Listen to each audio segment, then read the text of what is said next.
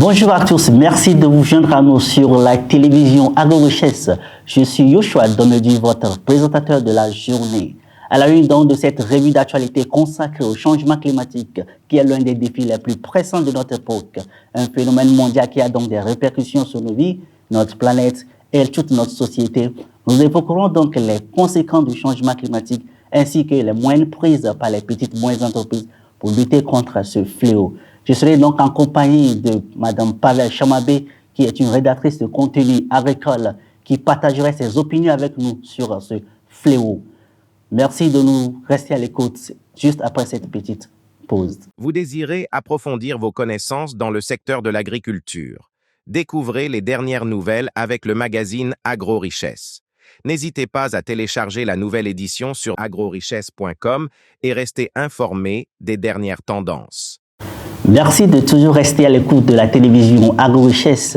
Alors, le point 1 de notre revue d'actualité qui est consacré au changement, les conséquences des changements climatiques sont donc, alors que les entreprises des secteurs de l'industrie et des services sont préoccupés des détraves et des pénuries provoquées par le changement climatique, celles des secteurs primaires également sont très préoccupées des pénuries causées par le changement climatique qui affectent la fluctuation et la raréfaction des ressources en eau, qui sont donc un effet néfaste au rendement et à la productivité des cultures.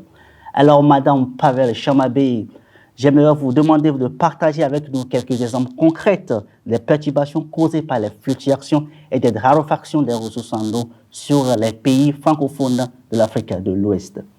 Bien sûr, pour répondre à cette question, nous allons prendre quelques exemples de perturbations causées par les fluctuations des températures et la raréfaction des ressources en eau dans quelques pays francophones. Prenons le cas du Sénégal.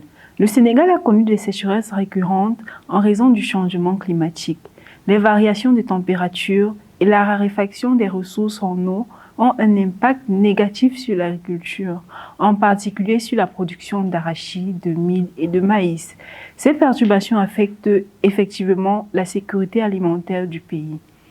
Le cas de la Tunisie, les températures en hausse et la raréfaction de l'eau ont contribué à la diminution des rendements agricoles, en particulier pour les cultures sensibles à la sécheresse comme la culture de l'olivier. Les pénuries d'eau ont également des conséquences sur la gestion des ressources hydriques. Le cas de la Côte d'Ivoire est encore plus parlant. Les variations de température ont un impact sur la production de cacao, l'un des principaux produits d'exportation du pays. Les conditions climatiques changeantes peuvent entraîner des épidémies de maladies des cacaoyères et réduire la qualité des fèves de cacao.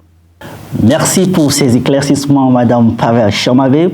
Alors, selon un rapport également intitulé « La compétitivité des petites et moyennes entreprises des pays francophones 2023 », ils estiment que 68% des entreprises interrogées prouvent que ces estimations du changement climatique constituent également une menace très sérieuse pour notre planète. Alors, Madame Pavel Chamabé, pensez-vous donc que la sensibilisation sur le changement du climat est donc suffisant pour résoudre ces problèmes dans ces régions? Alors, la sensibilisation au changement climatique varie considérablement d'une région à une autre et elle dépend également de nombreux facteurs, notamment le niveau d'éducation, les ressources disponibles, la communication gouvernementale et même la gravité des impacts du changement climatique dans chacune de ces régions. En général, il existe des lacunes de sensibilisation dans de nombreuses régions, y compris dans les pays francophones.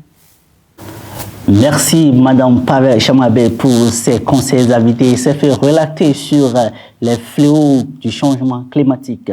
Alors, en décembre 2023, un conseil de réunion se tiendra aux Émirats arabes sur les négociations pour ne pas rentrer dans une phase dangereuse du changement climatique, afin que les sociétés et les petites et moyennes entreprises puissent alors défendre ce fléau avec avisé sur leur planète. Alors, quelles sont les mesures prises par ces petites et moyennes entreprises pour lutter contre ce fléau?